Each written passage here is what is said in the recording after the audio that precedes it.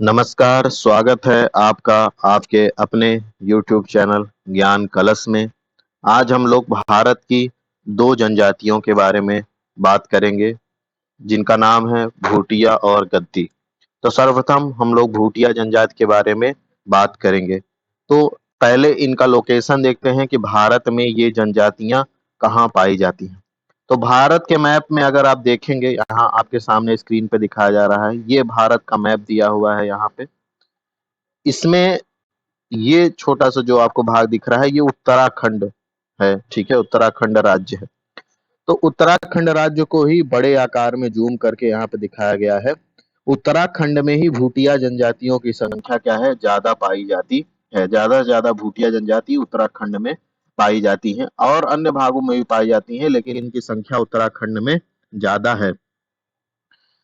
अब हम लोग देख लेते हैं सबसे पहले कि उत्तराखंड के आस-पास कौन-कौन से राज्य की सीमाएँ लग रही हैं। तो अगर आप उत्तर-पश्चिम में देखेंगे तो यहाँ हिमाचल प्रदेश की सीमा उत्तराखंड राज्य से लगती है। दक्षिणी भाग में देखेंगे उत्तर प्रदेश की सीमा लगती है, क्योंकि उत्तर प्रदेश से ही निकल के उत्तराखंड राज्य बना था। अगर आप पूर्वी दिशा में देखेंगे तो नेपाल के साथ एक अंतर्राष्ट्रीय सीमा साझा करता है और उत्तर में चीन के साथ अंतर्राष्ट्रीय सीमा साझा करता है उत्तराखंड।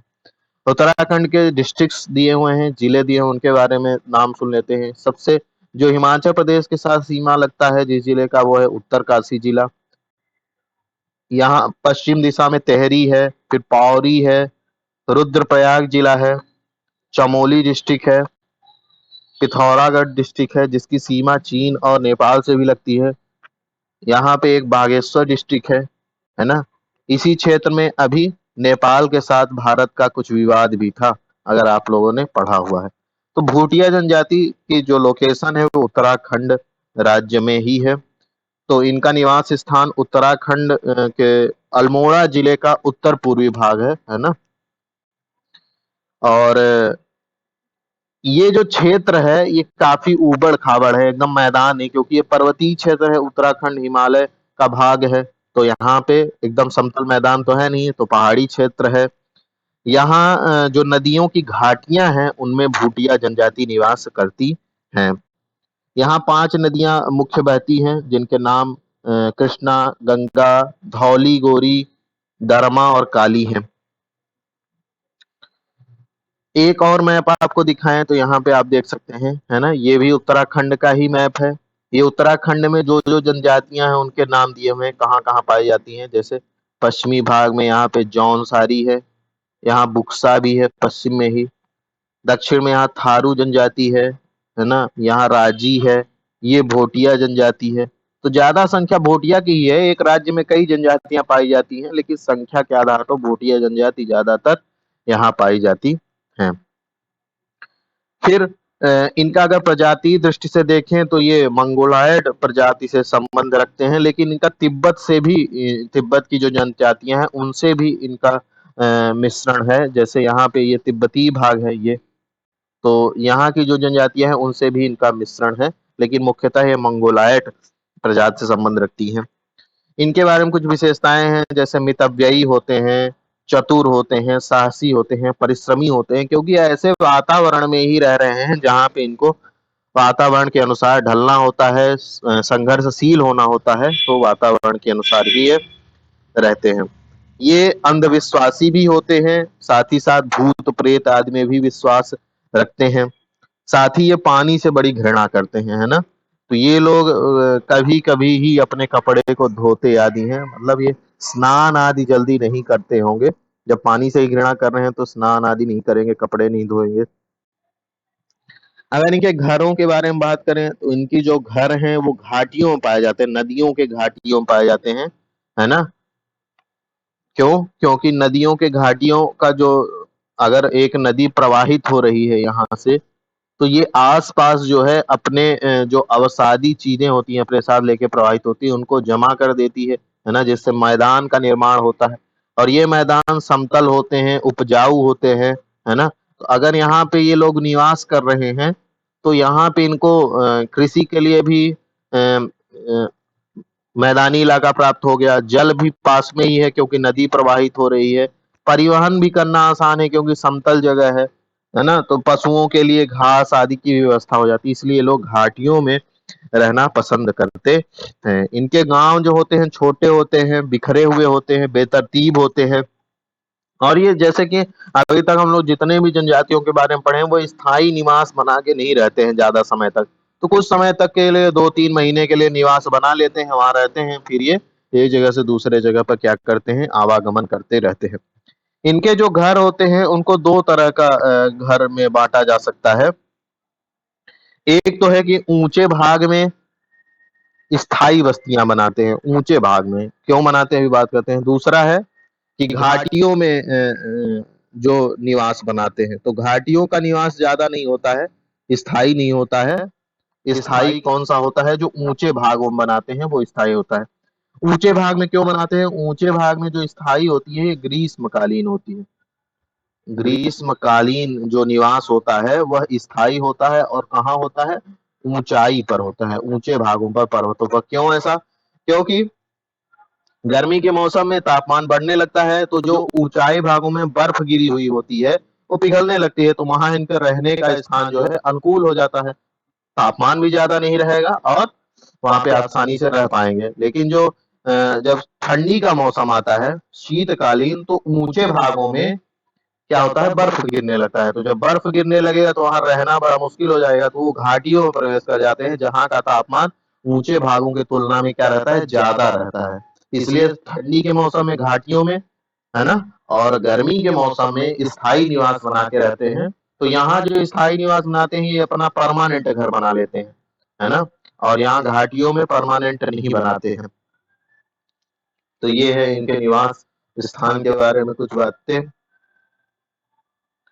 एक टर्म है यहाँ पे, उसके बारे में आपको जानना चाहिए, फैक्ट है, आ सकता है एग्जाम में, कि एक ही वर्ग या जाति के जो मकान है, जैसे अभी हम लोग पहले भी बात कर चुके हैं जनजातियों में, उसमें भी जातिवाद आदि देखने को मिला था आपको। तो एक वर्ग या जाति के जो मकान होते हैं वो एक रेखा में बनाए जाते हैं, है ना। जैसे मान लीजिए किसी एक खास एक्स वर्ग के लोग हैं, उनके जो घर हैं एक ही रेखा में बनाए जाएंगे, भूटिया जनजाति के लोगों में।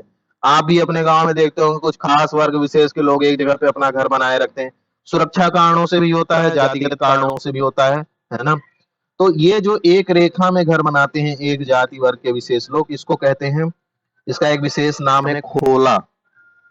खोला या खला, खोला, खला या थल, है ना। ये इनके नाम है, जो एक वर्ग विशेष या जाति के लोग एक सीधी रेखा में घर बनाते हैं, उनको कहते हैं। इनमें भी वर्ग भेद है, जाति भेद है। तो यहाँ जो हरिजन भूटिया होते हैं, हरिजन भूटिया जनजाति होगी, वो मुख्य जनजातियों से थोड़ा दूर घर बना के रहते हैं। मतलब जातिगत भेदभाव यहाँ आपको देखने को मिल रहा है। जो अस्थाई मकान होते हैं जो घाटियों में बनाते हैं, शीतकालीन होते हैं, वहां ये नवंबर से दिसंबर तक रहते हैं, और पशुओं को रहने के लिए एक बड़ा सा बाड़ा बनाते हैं। भोजन भोजन इनका मुख्य जो है वो गेहूं को भून कर ये लोग क्या बनाते हैं, आटा, और फिर उसका सत्तू। जैसे गेहूं को पहले भून लेंगे, फिर उसको पीस लेंगे तो आटा हो जाएगा, उसी का सत्तू पीते हैं। जैसे आप लोग चना या जौ का सत्तू पीते हैं, ये गेहूं का सत्तू पीते हैं। जौ तथा महुआ भी ये लोग खाते हैं। भेड़ और बकरियों का जो दूध और मांस होता है, यह भी इनका क्या होता है, भोजन होता है। ये आप भूटिया जनजातियों का इमेज देख सकते हैं, है ना। ये इस तरह से ये घर हैं इनके बनाए हुए। ये परमानेंट घर आपको देखने को मिल रहा है, ये जो पीछे, ये इनके वस्त्र आदि हैं, इस तरह के वस्त्र पहनते हैं ये भूटिया जनजाति के ही लोग हैं। ये भी भूटिया जनजाति के हैं। ये प्राचीन चित्र आपको देखने को मिल रहा है, 2 मंजिला मकान भी। ये स्थायी घर है। जो स्थायी घर होते हैं वो 1 से 2 मंजिला मकान बना के रहते हैं, लेकिन जो अस्थायी होते हैं वो रहन सहन के ही हिसाब से बनाते हैं। ये भूटिया जनजाति के हैं, है ना। तो इनके पहनावे भी आप देख सकते हैं इस इमेज में किस तरह के हैं, इस पे आगे बात भी कर रहे हैं हम लोग। तो इनके वस्त्र आभूषण जो हैं, ये ज्यादातर इनके जो वस्त्र हैं वो भेड़ बकरियों से ऊनी वस्त्र के होते हैं। लेकिन अब जैसे जैसे मॉडर्न होते जा रहा है, वक्त समय बदल रहा है, तो हर जगह मार्केट जो है पहुंचता जा रहा है, तो वहां भी ये लोग रेडीमेड भी चीजें प्राप्त करने लगे हैं। लेकिन इनका जो मुख्य परंपरागत है वो ऊनी ही वस्त्र है, भेड़ बकरियों से प्राप्त। स्त्रियां अधिकतर रंगीन या विभिन्न डिजाइनों के कपड़े पहनती हैं। आप देख ही सकते हैं ये रंगीन है, विभिन्न कलर के हैं, है ना, पहने हुए हैं। तो जो एक वस्त्र है जिसको ये कंधे के सहारे ऊनी वस्त्र होता है उसको लटका लेते हैं। जैसे यहाँ पे आप देख सकते हैं कुछ ये महिलाएं लटकाई हुई, ये कंधे के सहारे लटकाई हुई है वस्त्र। इसका नाम है, उसको कहते हैं ये लोग लवा। क्या कहते हैं? लवा। ये नाम महत्वपूर्ण है। ये जो नाम होते हैं फैक्ट की इस चीज को क्या कहते हैं, इस पे ही क्वेश्चन जो है बनते हैं, तो इसको लवा कहते हैं। और इसको किसी जो जैसे आप लोग पिन के माध्यम से कपड़ा पहनते हैं तो उसको किसी एक कपड़े में पिन से उसको लगा लेते हैं, तो उस पिन को ये लोग कहते हैं सौड़ा या टोमा। जो पिन होता है, आप आलपिन या जो भी कहते हैं यहाँ पे, इसको ये लोग कहते हैं सौड़ा या टोमा। तो सौड़ा या टोमा के माध्यम से अपने कपड़े को एक दूसरे कपड़े से क्या करते हैं, कनेक्ट करते हैं। भूटिया स्त्रियां जो होती हैं आभूषण के शौकीन होती हैं। आप देख सकते हैं ये लोग विभिन्न तरह के यहाँ पे ये माला पहनी हुई है ना, ये विभिन्न तरह के आभूषण यहाँ पे आप देख सकते हैं, ये लटक रहा है यहाँ पे आभूषण, ये गले में पहने हुए, तो ये आभूषण के शौकीन होते हैं। ताबीज, मूंगे, पुराने चवन्नी, पुराने जो सिक्के होते थे उनकी मालाएं ये लोग क्या करते हैं, पहनते हैं। कान में झुमके, बालियां, कुंडल, पुरुष भी कभी कभी अंगूठियां या बालियां पहनते हैं। और साथ ही में ये गोदना भी गोदवाते हैं शरीर पे, है ना। व्यवसाय क्या है इनका? जो व्यवसाय है, प्रतिकूल वातावरण, जो यहाँ का वातावरण है बहुत ही कठिन होता है, उस कारण से इनका जो व्यवसाय है बड़ा कठिन होता है। और कृषि करते हैं, पशुपालन, कुटीर उद्योग, ये सब करते हैं। कृषि ये लोग कैसे करते हैं उसके बारे में थोड़ा देखते हैं हम लोग। कृषि सामान्यतः ये पहाड़ी ढाल या नदियों की घाटियों में करते हैं। मैं आपको दिखाता हूँ, सीढ़ीदार खेती करते हैं। जैसे ये देखिए, ये क्षेत्र है, ऐसे ही जैसे ये क्षेत्र है, फिर इसके बाद ये निचला क्षेत्र है, इसके ऊपर ये क्षेत्र है, यहाँ एक क्षेत्र है, तो ये सीढ़ीदार है ना। यहाँ पे जो पानी गिरेगा यहाँ पे ऐसी खेती करेंगे, इस दिशा में ऐसे, जिससे क्या होगा, पानी बह के एकदम आसानी से ना चला जाए, उससे यहाँ पे खेती करेंगे। इसको सीढ़ीदार खेती कहते हैं, ठीक है ना। तो ये लोग सीढ़ीदार खेती करते हैं और नदियों की घाटियों में ही ये खेती करते हैं। यहाँ पे जो बोए जाती हैं फसलें, उनमें जैसे गेहूं हो गया, जौ, महुआ, सरसों, महुआ के पेड़ होंगे, ये सब उत्पन्न करते हैं। तो सीढ़ीदार जब खेतों में ये बिना सिंचाई के, जैसे और इमेज देखते हैं यहाँ पे देखिए, जब ये लोग सीढ़ीदार खेतों में बिना सिंचाई के खेती करते हैं तो उसको कहते हैं उपराव। ये सीढ़ीदार खेत है, जब यहाँ पे बिना सिंचाई के खेती करेंगे, सिंचाई का कोई साधन नहीं है, तो उसको उपराव कहते हैं, बिना सिंचाई के जब करते हैं। और जब यही सिंचाई के द्वारा खेती करी जाती है तो उसको क्या कहते हैं, तालाब, है ना। सिंचाई के द्वारा खेती करेंगे तो तालाब, और बिना सिंचाई के करेंगे तो उपराव कहते हैं। कहीं कहीं पर झूम कृषि भी करते हैं। झूम कृषि मतलब कि खेती करेंगे वहां पे, और खेती होने के बाद उस क्षेत्र को जला दे। पहले क्या करेंगे, वहां पे जो पेड़ पौधे हैं उनको क्या करेंगे, काटेंगे और आग लगा देंगे। फिर वहां पे खेती करेंगे, खेती समाप्त हो जाएगी, फिर दूसरे जगह जाएंगे, फिर वहां पे जो वन है उसको काट पीट के वहां खेती करेंगे, और ऐसे ही एक जगह से दूसरे जगह पर ये स्थान परिवर्तित करते रहते हैं। तो इस तरह की जो कृषि करते हैं उसको कहते हैं कारिल। तो भूटिया जनजाति द्वारा जो झूम कृषि की जाती है उसको क्या कहते हैं, कारिल कृषि कहते हैं। कारिल, ये नाम महत्वपूर्ण है कि भूटिया जनजाति द्वारा जो झूम कृषि की जाती है उसको क्या कहते हैं, उसको कहते हैं कारिल कहते हैं। ये नाम भी महत्वपूर्ण था कि अगर बिना सिंचाई के कृषि कर रहे हैं तो उपराव, और सिंचाई के माध्यम से कर रहे हैं तो उसको तालाब कहते हैं। ये भी महत्वपूर्ण है। यहाँ पे जो फसल काटने का कार्य है वो स्त्री पुरुष संयुक्त रूप से करते हैं, है ना। और जो फसलों की कटाई करते हैं उसमें केवल बालियां तोड़ करके एक टोकरी में इकट्ठा कर लेते हैं।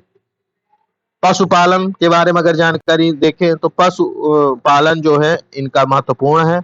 भ्रमणकारी जीवन रहता है, एक स्थान पर ज्यादातर नहीं रहते हैं, तो पशुओं को बहुत ज्यादा पालते हैं।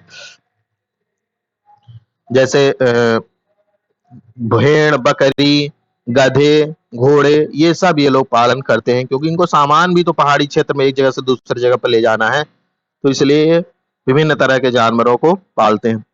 इन क्षेत्रों में कुछ घास के मैदान पाए, जैसे ये देख रहे हैं आप लोग घास के मैदान, ये घास के मैदान है ना? तो इनका विशेष नाम है, सॉरी इमेज ही निकल गया है।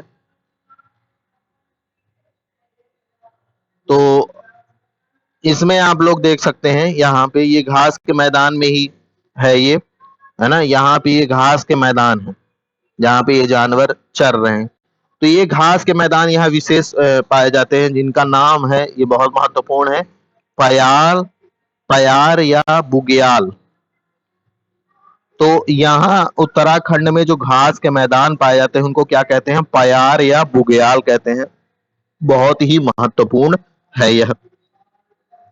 यहाँ भेड़ और बकरियों को जो चराने का कार्य करते हैं, उनको ग्वाले कहते हैं। नॉर्मली आप लोग क्या कहते हैं? उनको ग्वाला कहते हैं या ग्वाले कहते हैं, लेकिन यहाँ एक शब्द का प्रयोग करते हैं, अंडवाल, है ना? तो आपसे पूछ सकते हैं कि अंडवाल क्या है? तो अंडवाल जो भेड़ या बकरियों को चराते हैं, उनको अंडवाल कहते हैं। आगे चलते हैं। यहाँ स्त्रियां जो हैं वो गेहूं, जौ, महुए आदि का भूसा जो होता है, उससे चटाइयां, टोकरे आदि बनाने का कार्य करती हैं। यहाँ पे कुछ वस्त्र हैं जो निर्माण किए जाते हैं, उनके अलग अलग नाम हैं, है ना? यहाँ पे आपको कुछ चित्र और दिखा देते हैं यहाँ के लोगों के। जैसे ये स्थायी आवास है ना? ये स्थायी आवास है भूटिया जनजाति के। आप देख रहे हैं, पत्थर से, लकड़ी से जाने का मार्ग। ये फर्स्ट ग्राउंड फ्लोर, ये फर्स्ट फ्लोर, 2 फ्लोर का मकान बनाए हुए हैं। फिर यहाँ पे ये देखिए, इनके इनका पहनावा है, इस तरह का रंग बिरंगा पहनावा है ना? इस तरह के पहनते हैं ये लोग कपड़े। ये प्राचीन फोटो, मतलब पुराने समय की फोटो है, ये मॉडर्न है। ये देखिए इनके जो आभूषण हैं, ये सब है। आगे इमेज इनकी देखते हैं। ये देखिए, यहाँ पे भी आप देख सकते हैं, ये निवास है, ये मॉडर्न समय का निवास है ये, है ना? ये पक्के मकान भी बना लिए हैं, तो ये ऊंचाई पर स्थित है, इसलिए पक्के बनाए हैं, क्योंकि अब समय के साथ ये भी अपने परिवर्तित है। ये देखिए, ये एकदम ऊंचाई पे बादल आपको दिखाई दे रहा है यहाँ पे।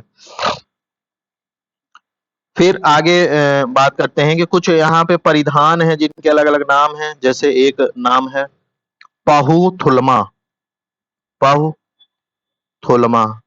तो ये किस वस्त्र का नाम है? कंबल मोटा सा होता है, उसका नाम है पहु या थुलमा। पनरीवन, पनरीवन एक कपड़े का नाम है, जिसमें एक सूती और 2 कंबल होते हैं। एक है चुटका, चुटका एक कपड़ा है, चुटका। चुटका वो नकल वाला चुटका नहीं है, ये चुटका कपड़े का नाम है, जो ढीला ढाला कपड़ा होता है। कारबोजा, कारबोजा एक कपड़ा है, कारबोजा, जिसको क्या करते हैं, घोड़ों पर या जो सामान ढोने वाले जानवर होते हैं, उन पे एक कपड़ा रखते हैं, उसको कारबोजा कहते हैं। अब इनमें भी जैसे अमीर लोग होते हैं और गरीब होते हैं, तो जो गरीब भूटिया जनजाति के लोग हैं, वो अमीर लोगों के यहाँ नौकरी करते हैं। सामाजिक व्यवस्था में विवाह आदि में देखते हैं, तो यहाँ जो विवाह है वो माता पिता द्वारा ही तय किया जाता है, मतलब अरेंज मैरिज ही विवाह होता है ज्यादा। और विवाह 3 तरह के होते हैं यहाँ पे, उसके बारे में थोड़ा देख लेते हैं। जैसे ये आप लोग प्रसिद्ध हैं, नाम सुने होंगे, बाईचुंग भूटिया, बाईचुंग भूटिया। ये इनकी शादी का फोटो है। तो ये विवाह आदि में इस तरह से कपड़े आदि पहनते हैं, पारंपरिक कपड़े ही पहनते हैं अपने यहाँ के, है ना? और पारंपरिक तरीके से विवाह करते हैं। अब आप ये बता सकते हैं कि ये किस खेल से संबंधित है, बाईचुंग भूटिया? आप लोग इस वीडियो के कमेंट में बता सकते हैं। विवाह 3 तरह के होते हैं यहाँ पे, है ना? तीनों के नाम अलग हैं। ये देखिए घास के मैदान है, बुग्याल या प्यार जिसको कहते हैं, है ना? बुग्याल या प्यार, ये घास के मैदान है। एक विवाह का नाम है टक्का, विवाह का नाम है टक्का। अब विवाह टक्का में क्या होगा? टक्का में क्या होता है कि लड़के के जो माता पिता हैं, वो लड़की वाले को कुछ न कुछ प्रदान करते हैं। तो लड़के के घर वाले लड़की वालों को कुछ न कुछ प्रदान करते हैं, इसमें टक्का में। दान होता है, एक विवाह का नाम है दान। दान में क्या है? दान में दोनों पक्ष किसी को कुछ लेते, लेन देन का कार्य नहीं होता है। एक विवाह का प्रकार है अदल बदल। अदल बदल नाम से ही समझ में आ रहा है, अदल बदल। तो अदल बदल में क्या करेंगे, जैसे मान लीजिए ए व्यक्ति है और ये बी व्यक्ति है, दोनों अलग अलग परिवार है, ए परिवार बी परिवार। तो ए ने अपने पुत्री की शादी बी के यहाँ की, बी के लड़के से। अब बी क्या करेगा कि अपनी लड़की की शादी ए से कर देगा, मतलब यहाँ की लड़की यहाँ गई और यहाँ की लड़की यहाँ गई, तो ये अदल बदल हो जाता है। इसको क्या कहते हैं, अदल बदल ही कहते हैं। दान में कोई एक दूसरे से कुछ नहीं देन लेन होता है, सिंपल सा विवाह होता है। टक्का में दहेज का उल्टा होता है, जैसे हमारे यहाँ क्या करते हैं कि लड़के वाले दहेज लेते हैं, यहाँ लड़के वाले दहेज देते हैं, है ना। अब धीरे धीरे सब प्रचलन खत्म हो रहा है, मॉडर्न लोग हैं, जैसे जैसे मॉडर्न सोच होती जा रही है लोगों की।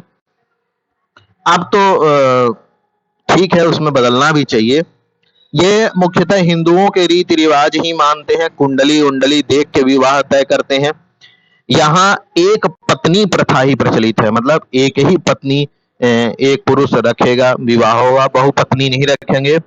और पति की मृत्यु हो जाती है तो पत्नी को ही संपूर्ण क्या है, संपत्ति का अधिकार होगा, और यह पत्नी दोबारा विवाह नहीं करती है ना। तो यहाँ पे कह सकते हैं कि विधवा विवाह नहीं है, विधवा विवाह भूटिया जनजाति में नहीं होता है। ठीक है, अब आगे चलते हैं, गद्दी जनजाति के बारे में बात करते हैं। गद्दी जनजाति कहाँ पाई जाती है, तो गद्दी जनजातियां, दूसरी जो जनजाति है गद्दी है ना, इसके लोकेशन के बारे में देखते हैं, ये कहाँ पाई जाती है। तो गद्दी जनजातियों का जो लोकेशन है वो पाई जाती है हिमाचल प्रदेश में। गद्दी जनजातियां कहाँ पाई जाती हैं, हिमाचल प्रदेश में पाई जाती हैं। उसका लोकेशन हम आपको दिखा रहे हैं, ये देखिए। यहाँ पे अगर गद्दी जनजाति का जनसंख्या देखेंगे तो उत्तराखंड में भी पाई जाती हैं, हिमाचल प्रदेश में। तो उत्तराखंड में कितनी जनसंख्या है, 4 लाख के आसपास है। हिमाचल प्रदेश, सॉरी, हिमाचल प्रदेश में जनसंख्या 4 लाख के आसपास है, उत्तराखंड में लगभग 70,000 के आसपास है। लेकिन ये मुख्य जनजाति कहाँ की है, हिमाचल प्रदेश की ही है गद्दी जनजाति। इनके बारे में डिटेल में पढ़ते हैं अभी। यहाँ पे देखिए कुछ गद्दी जनजाति के लोग हैं जो बैठे हुए हैं, है ना। हिमाचल प्रदेश में भी हिमालयी इलाका है, तो यहाँ का रहन सहन देख सकते हैं आप लोग, ये लोग टोपी लगाए हुए हैं, है ना। तो ये कुछ विशेषताएं हैं इनकी। और ये इनका देख सकते हैं इमेज, ये विवाह की फोटो है, गद्दी जनजाति में किसी का विवाह हो रहा है तो कुछ इस तरह से कपड़े पहने, ये पुरुष की फोटो है ना, इस तरह से। तो परंपरागत, अब ये देखिए मॉडर्न भी इंसान इस पे दिख रहा है, लेकिन ये अपने परंपराओं को छोड़े हुए नहीं है ना। ये भेड़ बकरी है ना, ये व्यक्ति है, ये आप पहाड़ देख सकते हैं पीछे इसके, पर्वत पहाड़। तो ये गद्दी जनजातियां जो है हिमाचल प्रदेश की पश्चिमी सीमा पाई जाती हैं। ये हिमाचल प्रदेश है, यहाँ ये पश्चिमी सीमा है हिमाचल प्रदेश का, वहां पाई जाती है। इनका जो कद काठी है वो राजस्थान का रेगिस्तान में जो राजपूत राजस्थान के थे, ये राजस्थान है, ये यहाँ पे राजपूत है, इनसे ये लोग अपने को क्या करते हैं, जोड़ते हैं कि हम यही हैं, राजपूत ही हैं हम भी।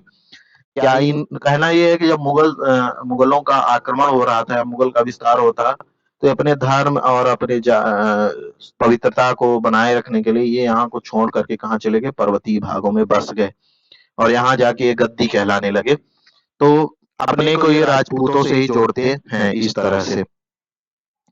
और ये धौलाधर श्रेणी के निचले भागों में पाए जाते हैं, और वहाँ की स्थानीय जनजातियों से भी मिलते जुलते जा रहे हैं धीरे धीरे। जब समय के साथ रहने लगेंगे तो मिलने लगते हैं वहां पे। यहीं से ब्यास नदी का भी उद्गम हुआ है। यहाँ पे जो वन पाए जाते हैं वो वन जो है वो मुलायम लकड़ी के भी वन पाए जाते हैं और कठोर लकड़ी के भी। जैसे जैसे आप पर्वतीय क्षेत्र में ऊंचाई पे जाते जाते हैं, तो अगर नीचे का तापमान उष्ण कटिबंधीय है तो फिर शीतोष्ण कटिबंधीय, और एक क्षेत्र ऐसा आएगा जहाँ पे बर्फ गिरी होगी तो शीत कटिबंधीय। तो ऊंचाई पर जाने पर आपको तापमान में क्या होती है, कमी होती जाती है, जिसके कारण वहाँ की जलवायु में भी परिवर्तन, आपको एक ही जगह पे कई तरह की जलवायु देखने को मिल सकती है। तो यहाँ पे कोणधारी वन, मुलायम लकड़ी के वन आदि भी पाए जाते हैं। कहीं कहीं कस्तूरी मृग, आप लोग नाम सुने होंगे, वो भी दिखाई दे जाती है यहाँ पे। अब इनकी कुछ विशेषताओं पे बात करते हैं तो ये कहते तो हैं कि हम राजपूत से ही वहीं के ही उनसे ही राजपूत से ही अपने को जोड़ते हैं, लेकिन इनकी जो कद काठी है वो राजपूतों से क्या होती है, थोड़ा कम होती है ना। और ये घुमंतु ही है, घुमंतु जनजातियां ही हैं, अपने पशुओं को लेकर घूमते रहते हैं। ये स्थायी निवास नहीं बनाते हैं, और स्थायी ही निवास बना के ये जीवन यापन करते हैं। इनकी जो अर्थव्यवस्था है वो पशु पालन पे ही आधारित है, और कुछ शिल्प आदि का भी निर्माण करते हैं। ये मुख्यतः भेड़, बकरी, याक, गाय आदि का पालन करते हैं। अपने पशुओं की रक्षा के लिए कुत्ते आदि का भी ये पालन करते हैं। मोटे अनाज, गेहूं, चावल, सब्जियां, ये आदि का ये भी क्या करते हैं, खेती भी कुछ करते हैं। जैसे कुछ घाटियां जो है नदियों की, वहां पे ये लोग खेती भी कर सकते हैं। पशुपालन तो प्रमुख है ही। और जब सर्दी का ऋतु होता है, ठंडी के मौसम में, तो खाली समय में जो ऊन की कताई है, भेड़ों से ऊन निकालना और उसको साफ स्वच्छ करना, सही करना, उससे स्वेटर आदि बनाना, और फिर उनको ले जाके मंडियों में या बाजार में बेचना, जिससे पैसे प्राप्त करना, ये सब भी ये लोग कार्य करते हैं। तो ये गद्दी जो जनजातियां होती हैं, ये स्वगोत्रीय समूह के होते हैं, मतलब एक जगह पर एक ही गोत्र के लोग क्या रहते हैं, संगठित होके रहते हैं।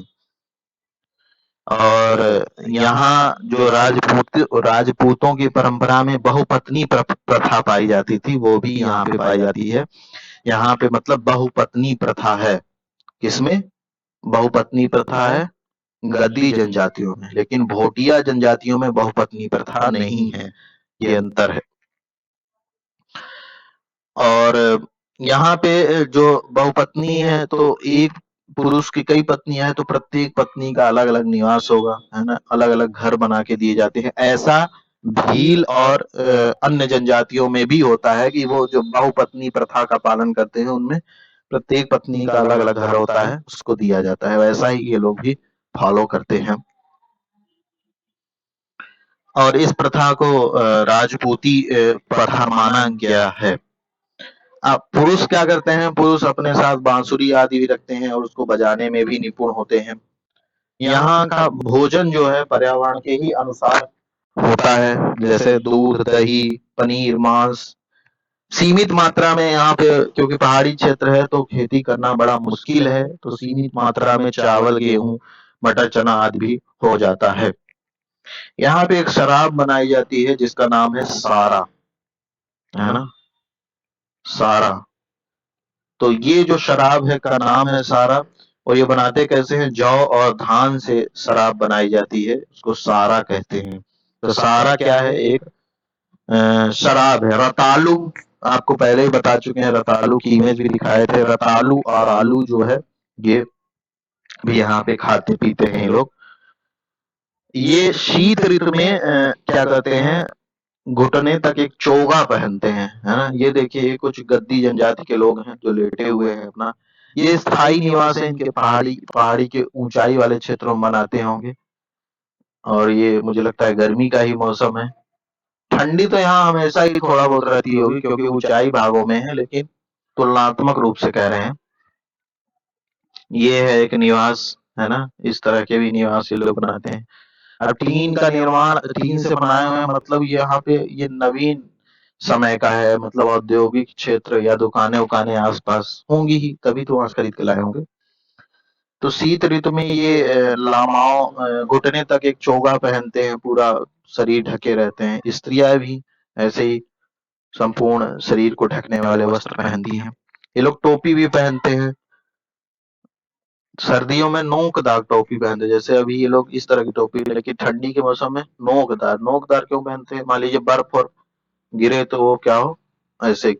जैसे लोग घर भी जब बनाते हैं, तो ठंडी वाले घर ऐसे बनाते हैं, शीत ऋतु वाले, कि उसकी छत कुछ इस तरह से निकुली हो, जिससे बर्फ गिरे तो नीचे की ओर गिरती जाए, है ना। अगर सपाट होगी तो यहाँ बर्फ जमती जाएगी, छत ही ढह जाएगा। ये है गद्दी जनजाति की स्त्रियां, है ना। कुछ राजस्थानी लिबास आपको दिख रहा होगा, राजस्थानी टच, है ना, आभूषण, वस्त्र आदि देख करके। तो राजस्थान से ही राजपूती लोगों से अपने को जोड़ते हैं, तो इसलिए उस तरह का निवास परिधान भी ये लोग धारण करते हैं। ये लोग पैरों में पहले ऊनी मोजे आदि पहनते थे, अब समय के साथ भेड़ बकरी की खाल की जूतियां भी पहनने लगे हैं।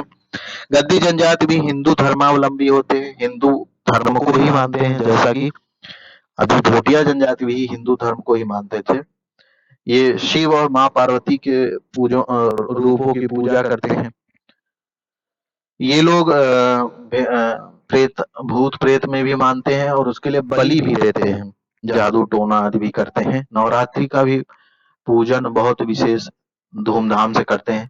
धीरे धीरे बलि प्रथा बंद कर रहे हैं और उसके जगह पर मीठे व्यंजन आदि का प्रसाद चढ़ाते हैं।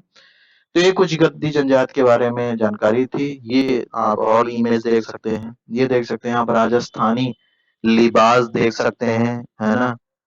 राजस्थान में ऐसे ही कपड़े ज्यादातर लोग पहनते हैं और ये इनके आभूषण आदि भी आप देख सकते हैं। ये गद्दी जनजातियों में विवाह का कुछ इस तरह से होता है ना, परंपरागत रूप में। तो ये विवाह के फोटोज हैं। ये कुछ इमेज और हैं। ये गद्दी जनजाति की महिला है ना। आभूषण इनका और आप भूटिया जनजाति से इनका आप तुलना कर सकते हैं, है ना। इनके गहने देख लीजिए, उनके ताबीज आदि से बने हुए होते थे भूटिया जनजाति के गहने। इनके गहने आप देख सकते हैं इस तरह से बने हुए। पहनावा भी इनका आप देख सकते हैं अलग तरीके का है। तो ये हमने भूटिया जनजाति और गद्दी जनजाति के बारे में चर्चा की है। बहुत बहुत धन्यवाद, जुड़े रहिए। पसंद आए तो शेयर भी कीजिए, सब्सक्राइब भी कीजिए, कमेंट कीजिए।